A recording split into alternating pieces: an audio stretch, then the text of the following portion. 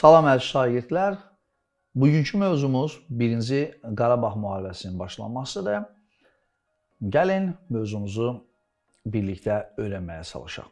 Demək, əziz şagirdlər, belə bir ifadədən artıq sizdən başlayacağıq. Tarix unudanları bağışlamır. Bax, bu ifadəni dərsin sonunda bir daha qayıdacağıq. Buna yadda saxlayın. 19-cu əsrdə, ümumiyyətlə 19-cu əsrdən etibarən vaxtilə ticarətlə məşğul olan ermənilər dünyanın müxtəlif ölkələrinə yayılmışlar. 19-cu əsrdən etibarən isə onlar artıq təşkilatlanmağa başladılar. Hansı ölkədə ki yaşayırdılar, həmən ölkədə müxtəlif təşkilatlar yaradırdılar və bütün orada yaşayan ermənilərdən erməni işi naminə banklara pul toplayırdılar. Bununla onlar hökumətlərə təsir edirdilər, saxta kitablar çap edirdilər, uydurma böyük Ermənistan anlayışını gündəmə gətirirdilər. Sanki Qafqazda belə bir böyük bir dövlət olub və Azərbaycan torpaqlarını ələ keçirmək üçün hərəkətə keçməyə çalışırlar. Hazırlıqlar görürdülər.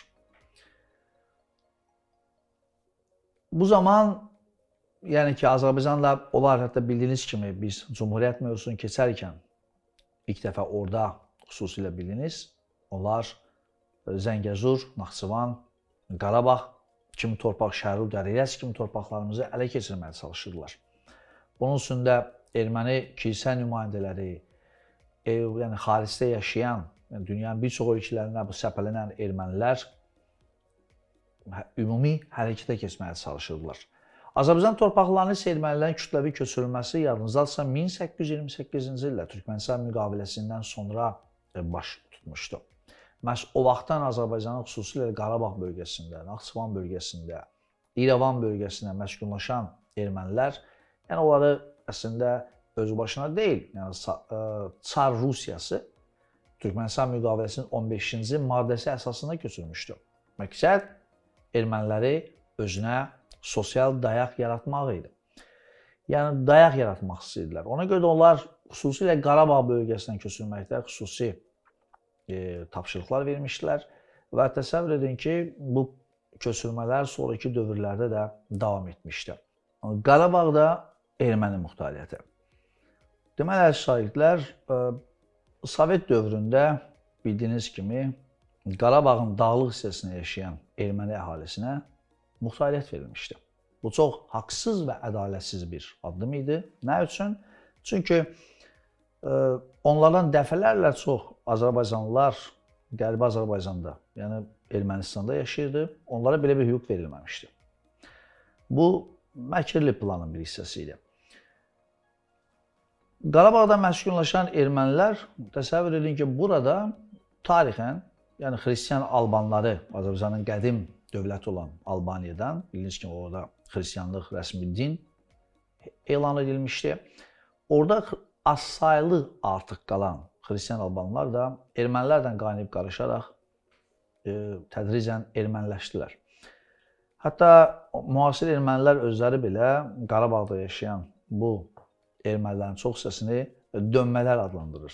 Yəni onların erməni xalqı ilə bir əlaqəsi olmadığını özləri də çox yaxşı bilirlər. 20-ci əsrin sonlarında Ermənistanda Azərbaycana qarşı bir çıxışlar başladıqda, yadınızdadırsa, yəni bütün hər şey Sovet dövlətində rəhbərin dəyişməsindən sonra 20-ci əsrin sonunda Sovet dövləti çox dərin tənəzzül dövrünə qədəm qoydu. Məhz bu zaman ermənilər də Azərbaycana qarşı ərazi iddialarına başlamışlar. Və planın bir tərkib hissəsi kimi Azərbaycanlıları deportasiya olunmağa başladı. Qərbi Azərbaycanda yaşayan Azərbaycanlılar zorla çıxarılmağa başladılar. İrəvanda erməni millətçiləri, türklərsiz Ermənistan, rədd olsun türklər kimi şüarlar səsləyirdilər. Məkirli planın tərkib hissəsinə baxdıqda isə, bəli, Azərbaycanlılar Qərbi Azərbaycana tamamilə çıxarmaq, Qarabağın dağlıq hissəsini Ermənistana birləşdirmək, daha sonra isə Naxçıvanı Ermənistana birləşdirmək məsələsini gündəmə gətirirdilər. Bəs ermənilərin bu hazırlıqları dövründə Sovet rəhbərliyi və xalqımız nə edirdi? Sovet rəhbərliyi 70 il ərzində onlar tarixi saxtalaşdırmaqla məşğul idilər.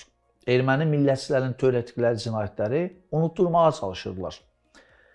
Planlardan xəbərsiz olan xalqımız isə Sovet dövründə irəli sürülən xalqlar dostluğu təbliğatın təsiri altında idi. Erməni əhalisi ilə birgə yaşayır və dostluq edirdi.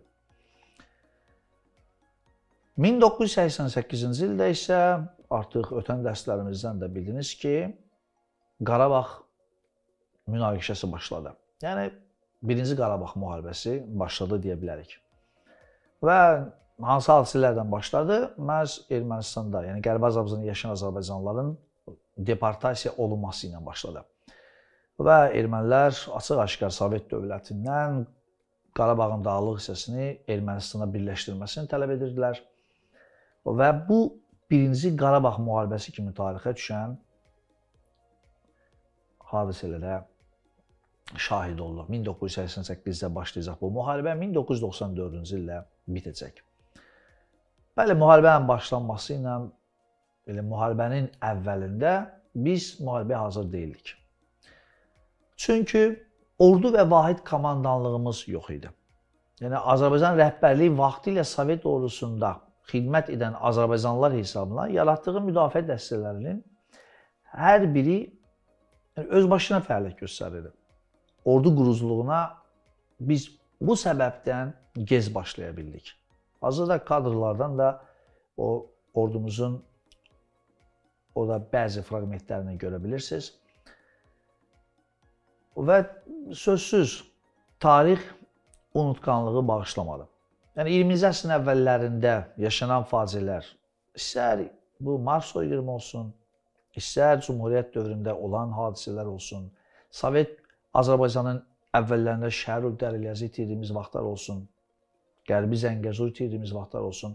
Yəni 20-ci əsrin sonunda yenidən bu səhvlər xalqımızın da o vaxtki Azərbaycan rəhbərliyində böyük bir səhvləri oldu.